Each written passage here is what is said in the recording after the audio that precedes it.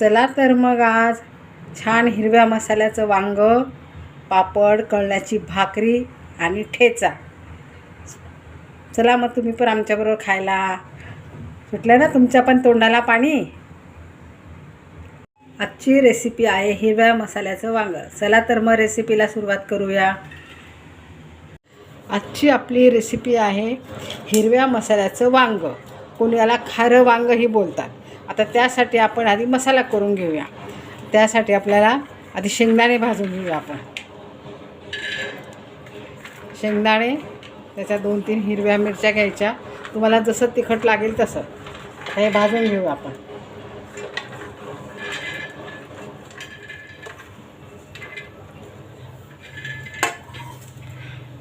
आमच्याकडे जास्त तिखट कोणी खात नाही. तुम्हाला जास्त तिखट लागत असेल तर टाका. जेवढी तुम्हाला वांगी पाहिजे त्यानुसार मसाला करता येतो. तर शेंगदाणे भाजून घ्यायचे, त्यात 2-3 मिरच्या पण भाजून घ्यायच्या. आता हे बघा, शेंगदाणे झाले आपले भाजून. तर यातच मी मिरची पण भाजून घेते. आता आपली हिरवी मिरची आणि शेंगदाणे भाजून झालेत.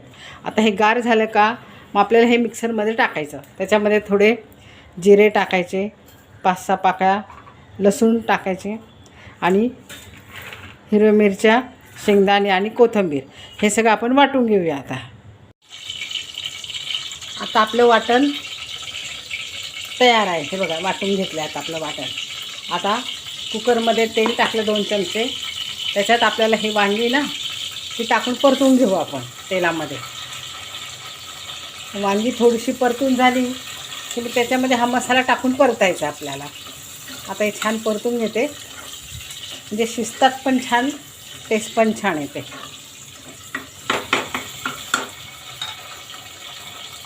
आता आपली वांगी छान परतून झाली. त्याच्यातच आपल्याला हळद पण टाकायची आणि हा मसाला पण परतून घ्यायचा.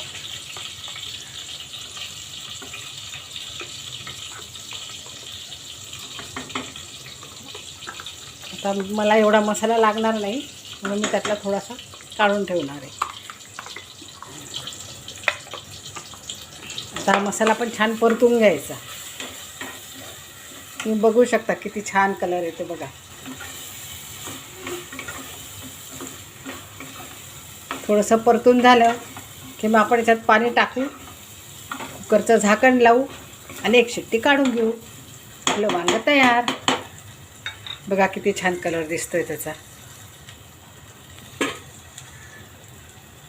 तर आपला मसाला परतून झाला आहे. आता त्याच्यामध्ये आपण 1-1.5 ग्लास पाणी टाकू. आपल्याला जसा ग्रेव्ही पाहिजे त्याप्रमाणे टाकायचं. मीठ बघायचं कमी जास्त आणि 1 शिट्टी घेऊन टाकायची. बघा किती छान आपली भाजी तयार होईल. आता ही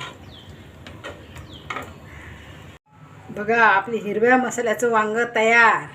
किती छान दिसतंय. अशा प्रकारे हिरव्या मसाल्याचं वांग तयार. हे बघा, आमच्याकडे हे असं मस्त भाकर चुरून खातात. बघा किती छान दिसतंय ते. चला तर या तुम्ही पण आमच्याबरोबर खायला मग.